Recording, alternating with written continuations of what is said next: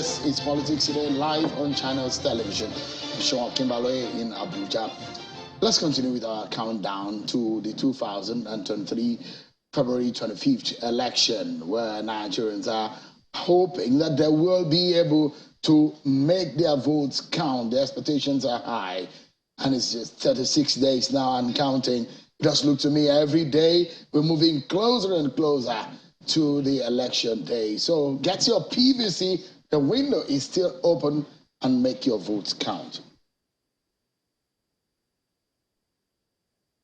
All right, let's tell you that the Court of Appeal in Abuja today has set aside a judgment of Justice Agatha Okeke of the Federal High Court Uyo, which had on November the 14th, 2022 nullified the All Progressives Congress APC governorship primary held on the May 26, 2022 that produced Akanema Udofia as a flag bearer of the party in Akwa Ibom State for the governorship election.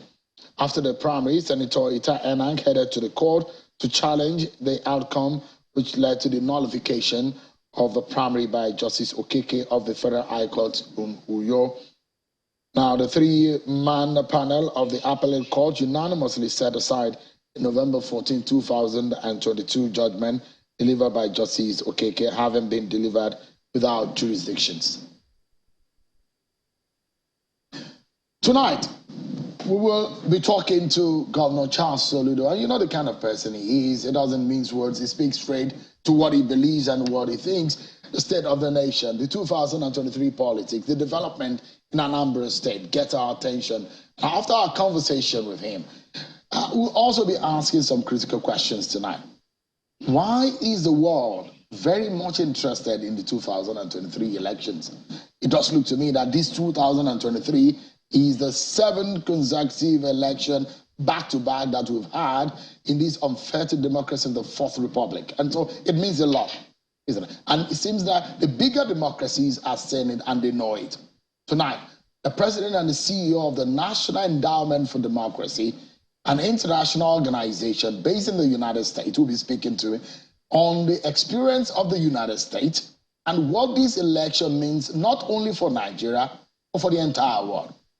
Tell me, everyone, it promises to be some very interesting conversation all through these 60 minutes. Let's check out some of your political roundup stories.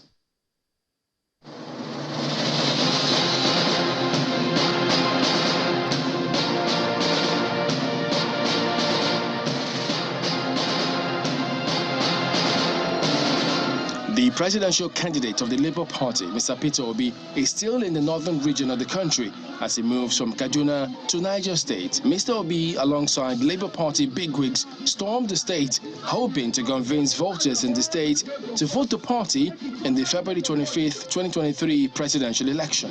And the presidential candidate of the PDP, Mr. Atiku Abubakar, made a stop today in Oyo State in his southwest campaign. Atiku promises not to disappoint the voters by ensuring that he performs creditably when voted into office.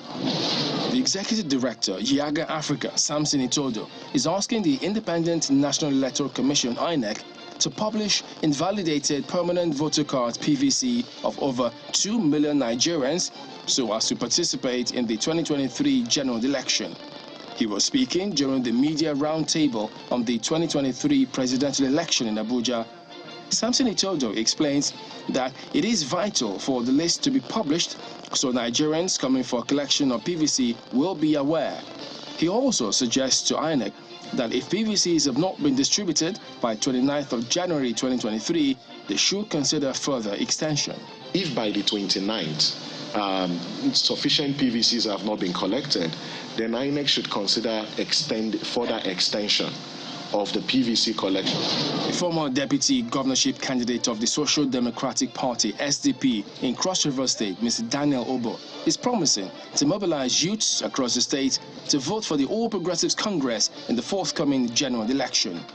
Mr. Obo made the promise in Obubra local government area of the state while announcing his defection from SDP to APC, noting that APC will bring the economic transformation across the country. The power of the young people which is the leadership have moved to the APC. And so every young person is moving to the APC. And in Sokoto State, the vice presidential candidate of the All Progressives Congress, APC, Senator Kashim Shettima, says the presidential candidate of the APC, Bola Tinubu, will run an inclusive government where all citizens of the country will be involved in decision-making if elected president of Nigeria. Addressing journalists after paying homage to the Sultan of Sokoto, Mohammed Saad Abubakar, at his palace, Mr. Shettima expresses confidence that his party will win the election owing to its strength and acceptability among Nigerians. Rest assured that I assure you, Bola Ahmed Tinubu is a bridge builder, is a nation builder. By God's grace, he will form a government of national unity. The governorship candidate of the All Progressives Congress for Kaduna State, Senator Obasani, has flagged off his campaign in Giwa local government area of the state with a promise to improve on the good legacies and foundations laid by Governor Nasir El-Rufai. Senator Sani promises to improve infrastructure while making human capital development a top priority if elected.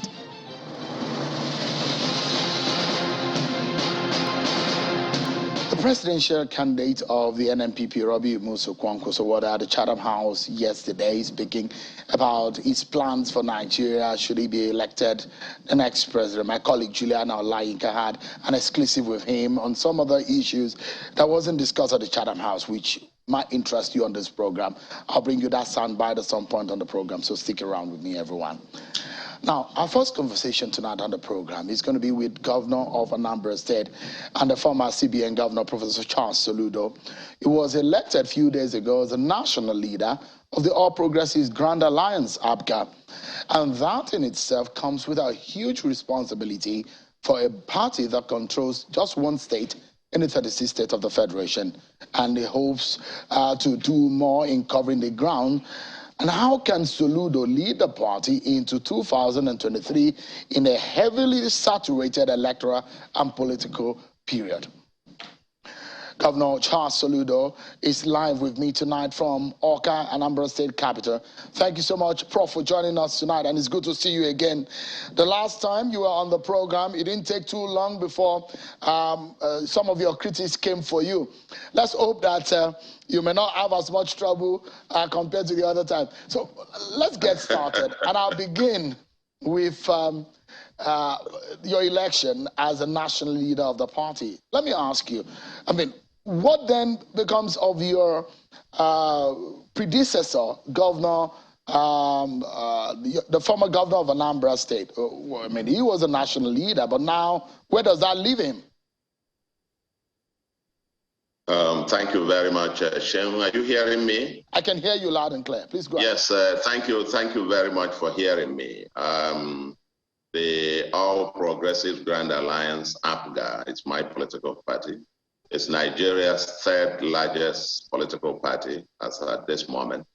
You said it controls one state, yes, one state governor, as members of the, someone in the Senate, as members of the House of Representatives. It's got several members in the Houses of Assembly in several states of the Federation. It's got fielded candidates all across the country. APGA is a party, is the home and the future of all progressives in Nigeria. We are running for the long term. For us, it's not a 100-meter dash. So 2023 election, we are focused on that, and we will be very competitive across the board, across the entire length and breadth of the country. But we have our eye on the long term, the future of this country. Because being the very first political party registered with the word progressives in its name, being the very first political party in Nigeria, I would dare to say I don't know any other one that in its constitution committed to having true federalism in Nigeria, and therefore recognizing that a restructured Nigeria is a sustainable pathway to Nigeria's future.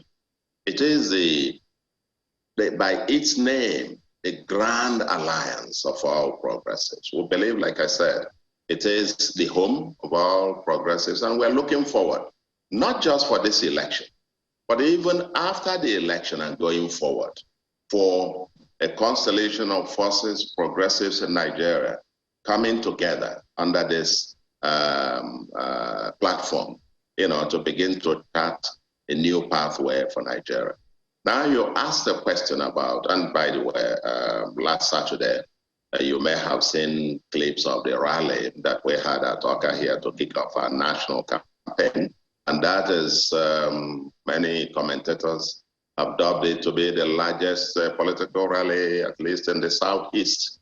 Maybe the only one comparable to it, probably Kano or thereabout, but quite a humongous one. Just to make, we made a very bold statement in our national rally last Saturday. And now to your specific question about what becomes of my predecessor in office. Yes, he happened to have been the second national leader of the party after Dean Chukwuemeka Megwojoko, late Megwojoko as the first leader. He was a second.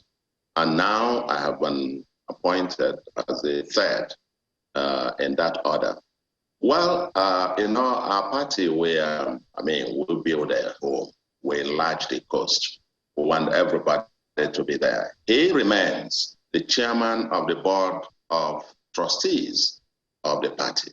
And he was there at the grand rally that we had, this unprecedented rally in the history here in the party in the Southeast, I want to reemphasize. He was there on Saturday himself, and he spoke in his capacity as the chairman of the board of trustees of the party. So the house is together, and we're moving as a formidable house that will only grow with time massively, because it is the party of the future for Nigeria. So let's go into the chances of APGA, because APGA is on the ballot for the presidential election. And in fact, if you hear some of the criticisms coming from Anambra State, for those who are saying there is a witch hunt against the Labour Party, at some quarters, Chief Victor Ume of the Labour Party has criticized your government and APGA in Anambra State of witch hunt and attacks on campaign billboards and not allowing for a free atmosphere for them to campaign. They said, in fact, in Anambra State, APGA cannot even win the presidential election. How far can your party go in this presidential election, considering the fact that the son of the soil, Peter Obi, is from Anambra State, and he's getting the kind of attention that he's gotten? You've laid out your permutation as to how you think the presidential election will go, which you said may not go in the favor of Peter Obi. Thank you very much. I think you've put up three things in one. But with the very first part of it, it's not even worth my time commenting on about, the rantings of some people about their billboards or no billboards and so on and so forth. I don't want to be drawn into that. I think that has been exhaustively dealt with by the government and by the Anambra State signage agency and so on that regulates this. The question the point that was repeating is that the advertisers of Nigeria, the signage agencies, have actually dubbed Anambra and commended me for being the most tolerant government with regards to electoral, free and fair electoral practice. It's on record, and everybody knows that I have for 2 times granted the presidential candidate of the Labour Party to use government property, government house for his campaign without charging him a penny. Nobody has done that. He didn't do that when he was governor. He didn't even allow Labour Party, where he is now, to freely campaign in Anambra. He denied them even the venue that they paid for. But I have allowed him to use government house twice free of charge. They were at Onitsha the other day and had their campaigns. They have their billboards all over the place. But the point is, when you fail to play by the rule, you put up billboards and you don't pay the relevant things, of course the signage agency will come after you. Even yesterday or so, I had a complaint. They pulled down even the board of one APGA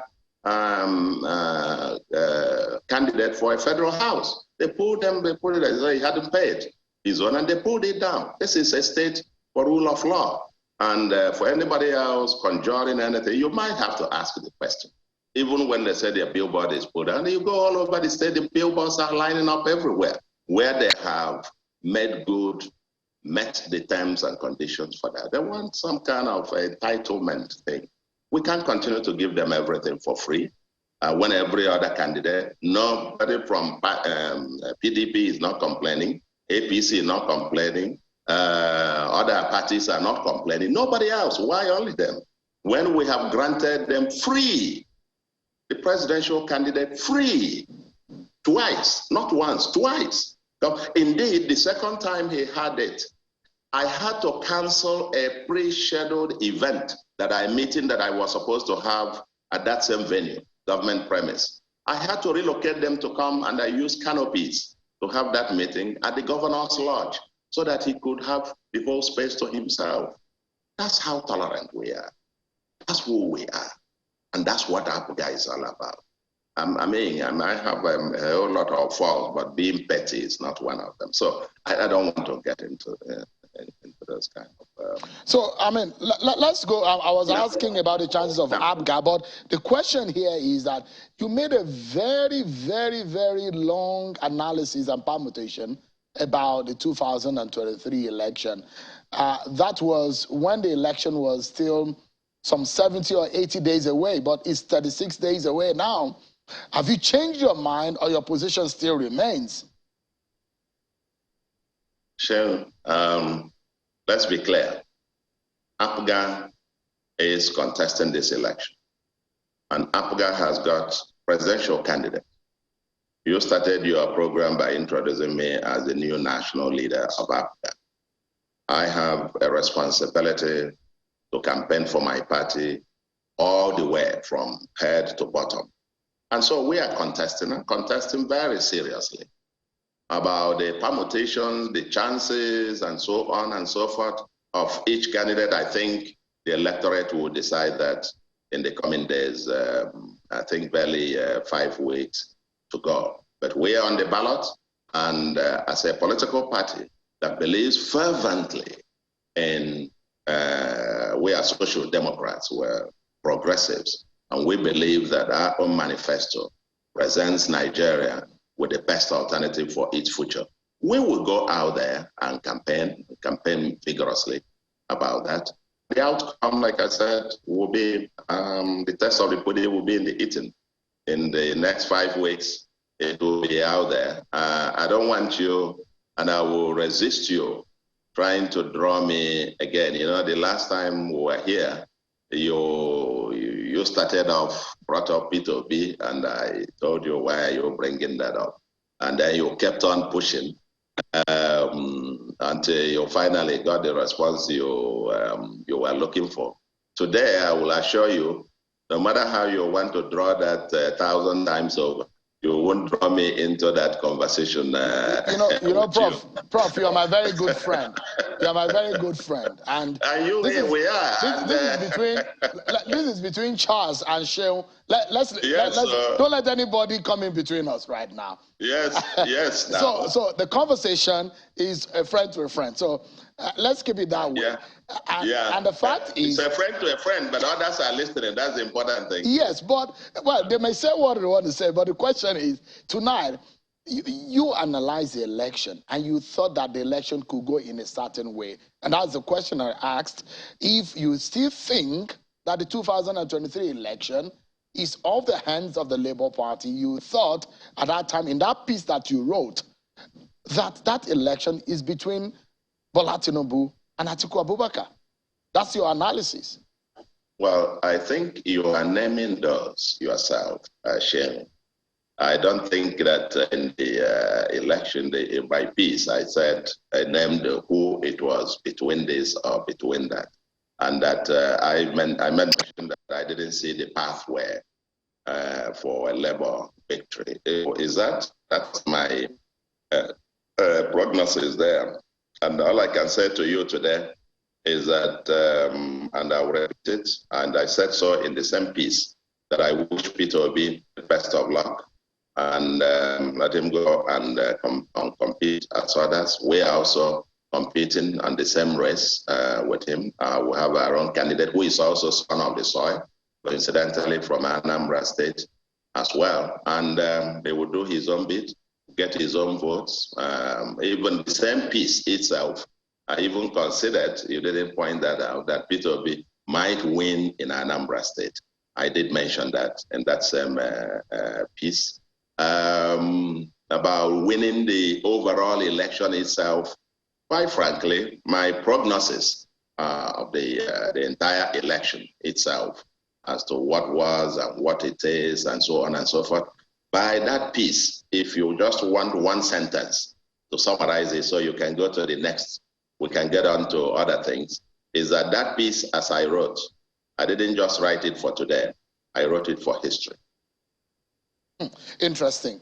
So one of the things that came out from those who deduced one or two things, and I was following the comments here and there for those who made some rebuttals to what you wrote. The underlining major comment that people have made, which I took out, is that the claim that you have a presidential ambition, now that you are able to speak publicly after that time again, is it true that you have that kind of, and it's not illegal for you to do so, and so it's by rights, you're a citizen of the country, and you have worked hard enough to get yourself the kind of profile that you have today. So there's nothing wrong about it, but is it true that you have such an ambition in the future? Shane, I've just been elected governor of Anambra State, and I have just been in office for a few months. I am here to serve the people of Anambra. I started my life, my career at the global level. I served and traveled to 45 countries, lived in several countries of the world, finally returned to Nigeria and served at the federal level, at the highest possible level, as it were. And now coming home to my own state to serve my people. Part of my own homecoming to give back to my own community what it is that I have to offer. That is what the people have asked me to come and do. And that is what I am spending 24/7 of my time focusing on. You see, there is this penchant in this country. When you lose an argument, you change the topic. I wrote a piece rather than anybody responding to it, point by point or whatever. You start probing motive. Why would he write it? Not whether what he wrote is right or wrong, or whether his trajectory and even my proposals make sense or don't, but about what might be the motive. Maybe he is, maybe he is not. I don't get into those kind of distractions because it's a road to nowhere. The important thing is that here we are today. My party, the All Progressives Grand Alliance, is featuring in this election, and we are competing to win as a political party. This is a contest, a partisan contest among political parties. My party will be, and this logo will be on the ballot. Other parties, their logo, there is no person whose name or face will be on the ballot. It will be political parties. So this will be a partisan contest in which my party will be on the ballot. And I have the right, I would say, to campaign as vigorously as I can for my political party, as the case may be. And that is what I am doing.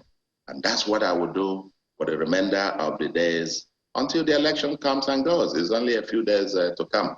And by the way, this same political party of ours, focusing on the agenda, what we are elected to do here, to provide security, law and order, wealth creation and infrastructure, getting on a social agenda that leaves no one behind, fixing how government works and addressing the environment. You may also recall, and let's not even depart from that our major focus now is delivering on all these 5 planks, especially the issue of security. Security not just of Anambra, but of even the entire Southeast. And that's why, as you noted during the rally, we made a very passionate call to the federal government to help us secure the Southeast on a more fundamental, sustainable path by calling for the immediate release of Mazen Nnamdi Kanu from prison. You know, he has to be part of that conversation. This must be the kind of conversation that we should be having now. All right. Not about who has, you're leading me, who might have ambition or not. Yeah. So you're leading me to my next question. You all just nearly teased my next question, but I promise that I'm not going to push in this conversation at all on any matter. I'd like you to freely speak on what comes to your mind, but just in 10 seconds, we will keep this tape and it will be golden. If you can tell me, could there be a possibility of a President Charles Soludo one day? Could that ever be a possibility? Shehu, could there be? This is the second time being governor. No. No, you asked the question now, listen. Just now maybe President Charles Soludo. Wait, you get an answer. The possibility of that is in the hand of God. The possibility, we don't even know who will be alive tomorrow. We don't even know who is going to be anything. Whatever anybody could be, whether I am today, I didn't plan for it. I didn't get onto it. I was, if you know the history as to how I got here, it's in the hand of God. God knows who will be alive tomorrow, who will become, who will not be. And that's why it's a little bit funny when people start sitting down to do all these computations in the history of man. There is what is called the G factor. That is the God factor. All right. So let me go straight to the next question. You made a public request for the release of Nnamdi Kanu, and there was a response from the Attorney General in an interview to an online newspaper where he said there hasn't been any official request made from you for the release of Nnamdi Kanu. You said publicly that you are ready to be a surety for Nnamdi Kanu. Now, are you willing to make that official and official request for the release of Nnamdi Kanu, or have you done so? He will receive that letter in a few days' time. And I'm very serious about this, and because it's not just something personal. It's not Chukuma, Charles Soludo. It's not about me or governance. It's about the life, security, and prosperity of the entire Southeast. See, we need to be serious and get into this conversation. We want this election to go peacefully in the Southeast. We want everybody to participate. We want peace and security to return. We want long-term transformation of this place for us to become very secured and prosperous component of Nigeria. But you need all the stakeholders around the table. Now, I thank the president for his assistance to the security agencies with what they call the kinetic approach. You know, the force, the shooting, the military, all the armed forces and the security forces. And they have been doing a great job in helping us. But we need to bring this thing to a sustainable conclusion. We need to discuss this security in a way and manner that brings, you can see the end. We don't want, you can't continue to, shooting is one way of solving it. The non-kinetic approach is what would also complement this. And we want this thing to be fast-tracked in a manner to bring it to a close. For example, in Anambra here, we're doing all kinds of things with the youths, employing youths and getting them engaged, training thousands of youths, and to be dispensing resources to them very quickly. Part of this non-kinetic approach, we've instituted a commission of inquiry to be able to unravel the remote and immediate causes of the insecurity and the agitations in the Southeast. But these are not enough. There is someone who is critical in this conversation. We need him around the table for us to, because we also believe, since it's, coming from this part of the country, the things we hear about their agitations tell us that they're also concerned about the prosperity of the Southeast. But we can't have sustainable prosperity if we don't have sustainable security. And to have that sustainable security, we need the critical forces around the table. And that's why I will continue to push on this. And I want to believe that other leaders on the Southeast and all men of good and women of good conscience and goodwill in Nigeria will join in this call because we want the Southeast to be part of this election and to prosper. That we need Nnamdi Kanu. And I said, my request is twofold. Either grant him unconditional release as per the court judgment, or if that is becoming and there are other circumstances or reasons why he is being held, then grant him administrative bail. And I am prepared to provide as surety. I don't even mind. I'll keep him here. To host him here at the governor's, the government house or governor's lodge, and so on, and to provide him whenever he is required.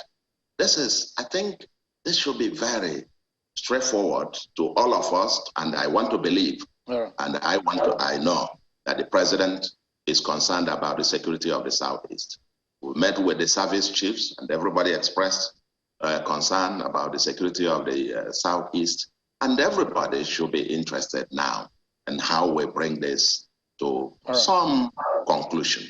And that's why I made this call. So summary is that letter, someone drew my attention to that, and that letter will be on his desk in a few days' time. Governor Charles Soludo, thank you so much indeed. Always a pleasure having you talk to us on some of these very important issues that you have touched on tonight. Thank you so much indeed. I hope I didn't push more than you expected tonight.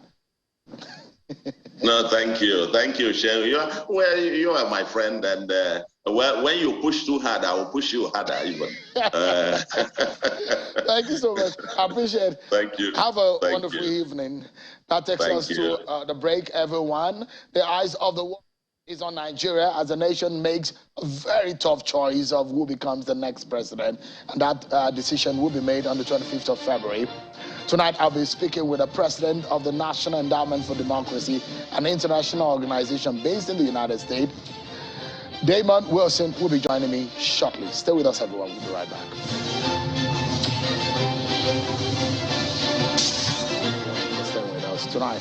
I'm being joined by the president and the CEO of the National Endowment for Democracy, NED, which is an organization based in the United States that was founded in 1983 for promoting democracy in other countries by promoting political and economic institutions.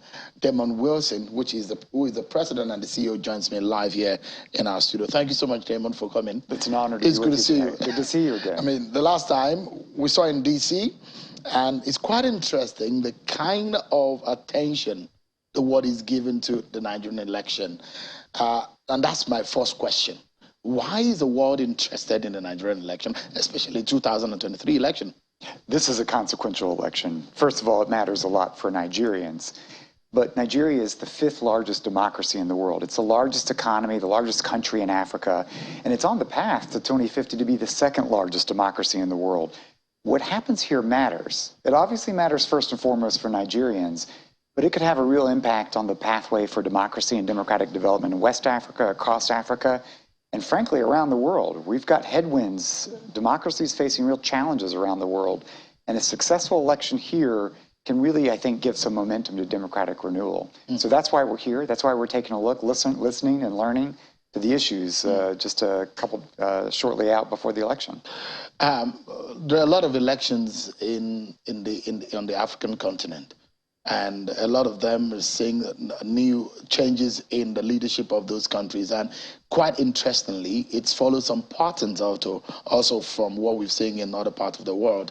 And also we've seen some harsh military takeover in some. Does that give you any kind of worry about the trend of these military incursion into democracy on the continent? Well, look, there's a broader context that for about 2 decades we've been in what is known as a democratic recession. And if you look across the world, we see technically the closure of space for civic and individual rights. Democracy is in a rough patch. It's faced that same challenge here in Africa, the military coups that we've seen across the Sahel, the setback in Sudan.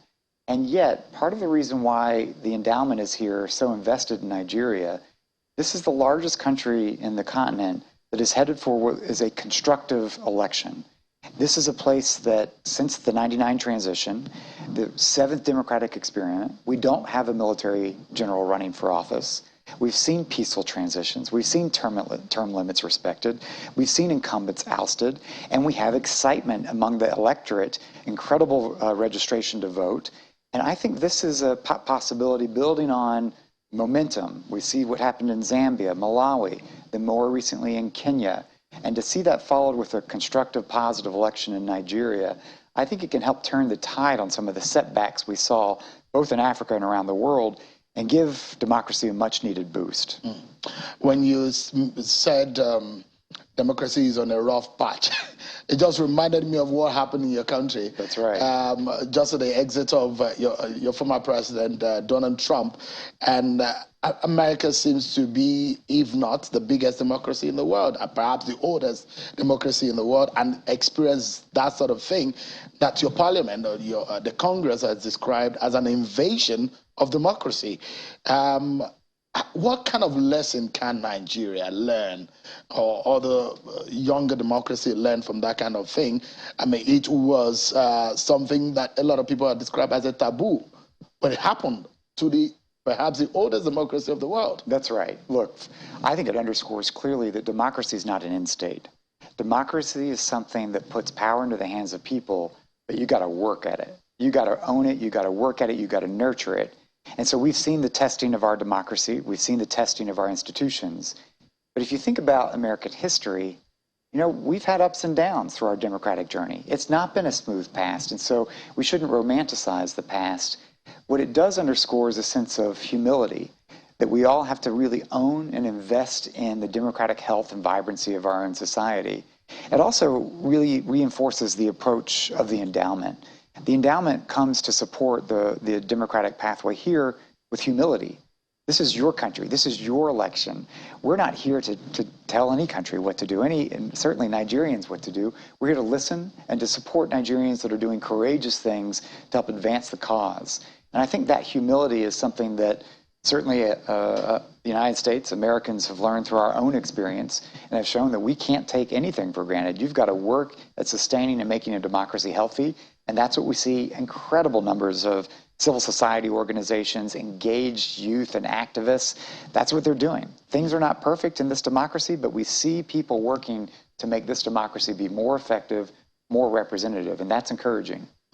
It's interesting that those who were born in 1998, when we returned to democracy in 1999, that is, by now they're planning to probably take part in their first election actively as a voter. So they are 18 and above now, so they might be able to participate in the election. So it's some encouragement that things we're growing.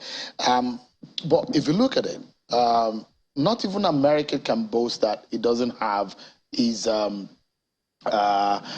it doesn't have those kind of factors that have shaped our democracy or our elections here in Nigeria. The issue of ethnicity and religion in American elections, you see that happening. You say, oh, these are the whites, the blacks, and how the women and the this and the that, the determining the election. You saw what happened in 2016, the election between Donald Trump and Hillary Clinton. That also played out, how some religious beliefs also voted in those kind of direction. And you saw also where America was very worried about the so-called influence of Russia and foreign governments or foreign bodies on their democracy. These are issues also, misinformation, fake news, on how those impacted on our democracy. If you put all of those together and you look at it holistically, what lesson do you think Nigerians who are watching now should take from those experiences? A very tough one, isn't it? It is. I mean, look, we've got a difficult electoral environment everywhere because we've seen a surge of populism in countries around the world. a big reaction to the challenges of poverty and lack of economic growth in societies. And unfortunately, we've seen the intervention of a country like Russia, authoritarian states that have tried to manipulate, as we saw in my own country. But I think, again, it underscores the power of what a democracy is. And ultimately, in a free society, you don't need outsiders to tell you the problems. A free society is where people hold leaders to account, where they get to identify strengths and weaknesses. And it's the self-correcting process of a democracy, of an election, in which a people's sovereignty is determined by their voice and their vote to identify what they want to change, take it into their own hands by turning out to vote, holding leaders accountable, and by that, they're helping to become stronger.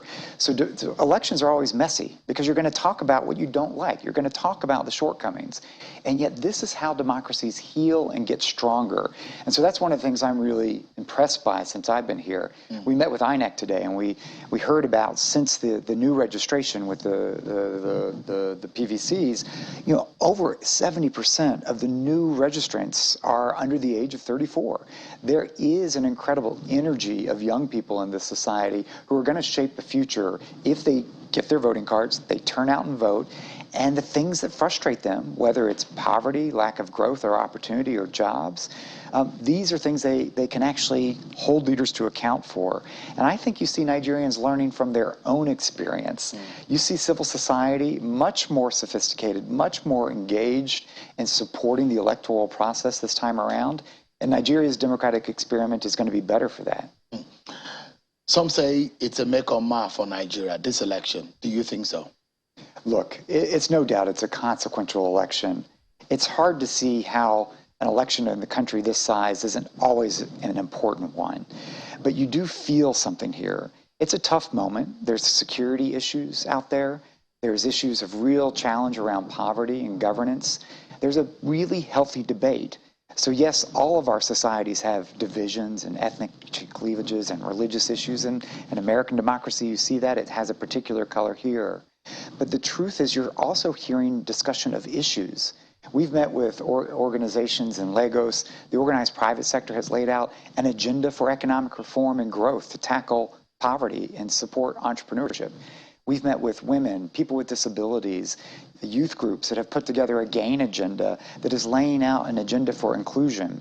And so despite a lot of the noise, a lot of the friction, and you're going to have that in an open democracy, you see people demanding answers on issues that matter to them, forcing candidates to go on the record, to speak to issues that matter to the people, having debates among the candidates where they have to defend their records.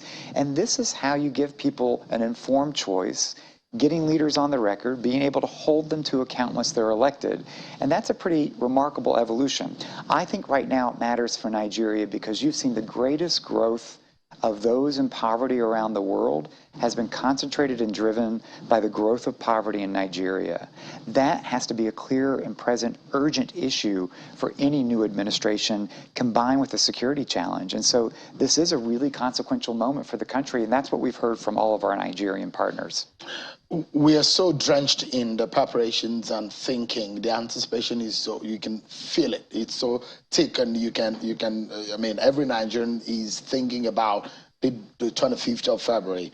But I mean, you're coming into Nigeria, and this is your first time, as the president of NED, coming to Nigeria to see what things are looking at like ahead of the election.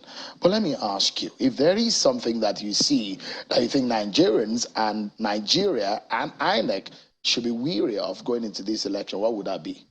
You know, look, I think for the people, the voters, the biggest thing that they can do is control their ability to vote and to turn out. We saw Nigerians were, what I've heard from Nigerians is they were disappointed in turnout in the last presidential election. This is an opportunity for the people to show that they run the country by turning out in large numbers. We feel and see a lot of that enthusiasm, whether it's in rallies or registration, and I think that's a big issue of importance. I think part of what I've been really impressed by is how seriously INEC is taking the Herculean task of running this and respecting the integrity and legitimacy and capability of INEC.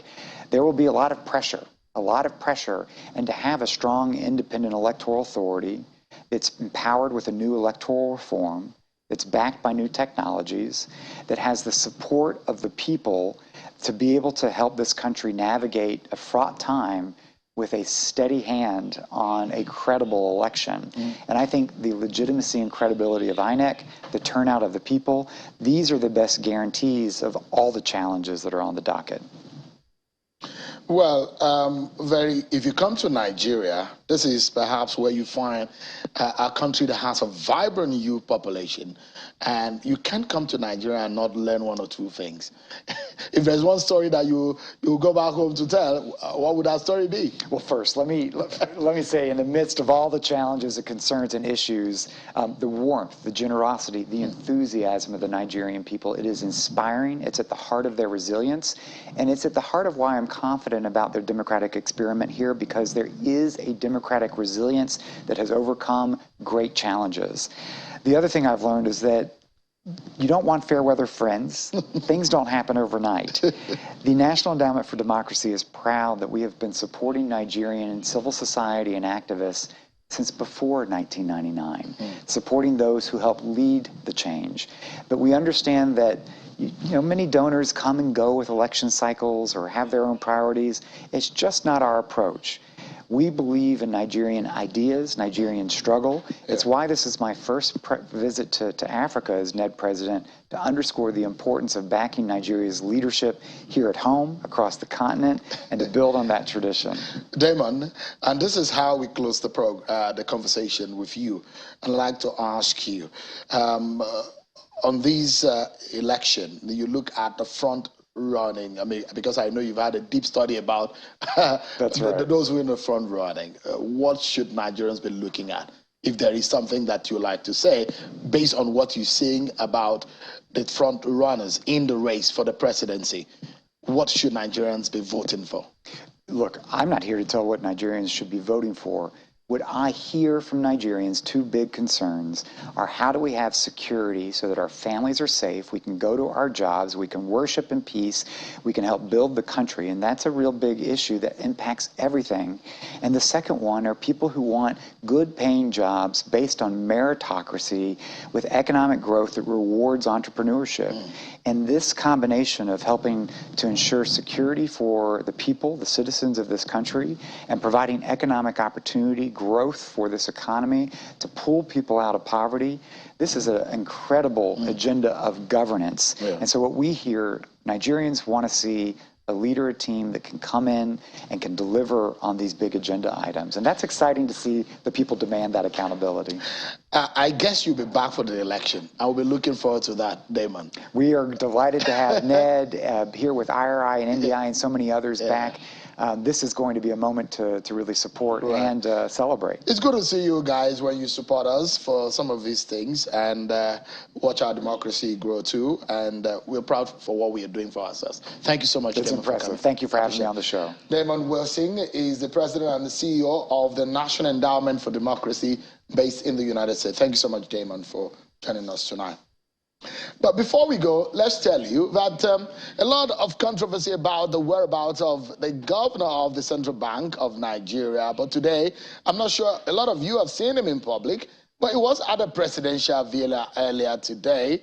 And interestingly, for some events that some bank, international bank, and the president, Muhammad Buhari, hosted this gentleman at a villa. But I'd like you to listen to the question or what the president said to him.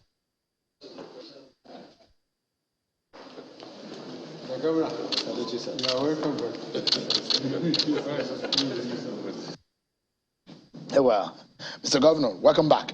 All right, that's from the president, Muhammad Buhari. Don't forget, I told you there was an exclusive interview with my colleague, Juliana Olayinka, with the presidential candidate of the NNPP. I'll show you a portion of that tomorrow. I won't forget. It's something that you would like to listen to. But time is off now. We have to run off. Thank you so much, everyone, for watching. I'm Sean Kimberley. I'll see you tomorrow at 7 p.m. God bless you.